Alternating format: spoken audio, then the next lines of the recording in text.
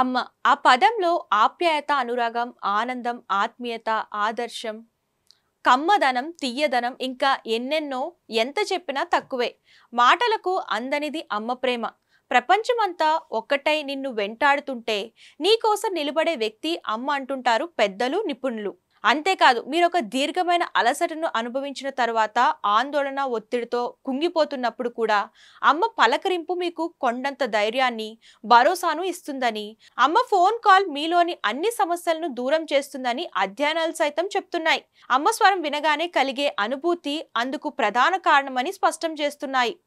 అవును, తల్లి గొంతు వినడం కూడా నిరాశను పారద్రోలే ఒక ఆలింగనం వంటి అనుభూతిని కలిగిస్తుందని అధ్యయనం స్పష్టం చేసింది. అమ్మ సౌమ్యమైన, సుపరిచితమైన స్వరం ఒత్తిడిని తగ్గించి మనసును శాంతిపరుస్తుందని అధ్యయనాలు పేర్కొన్నాయి. ముఖ్యంగా తల్లి స్వరం బిడ్డలోని ఒత్తిడి హార్మోన్ అయిన కార్టిసాల్ స్థాయిలను తగ్గించి ఆక్సిటోసిన్ ఉత్పత్తిని పెంచుతుంది. ఈ ప్రభావం శిశువుకు తల్లి ఆలింగనం కలిగించిన భరోసా, ఆత్మవిశ్వాసం, ధైర్యం వంటి అనుభూతిని కలిగిస్తుంది.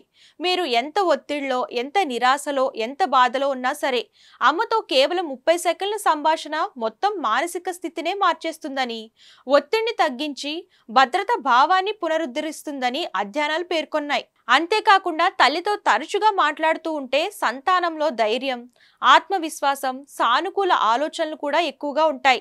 అయితే టెక్స్ట్ సందేశాలు మాత్రం ఈ విధమైన భావోద్వేగ ప్రభావాన్ని అందించలేవని, అవి అమ్మ స్వరం వంటి సానుభూతి, వెచ్చదనాన్ని కలిగి ఉండవని కూడా అధ్యయనం తెలిపింది.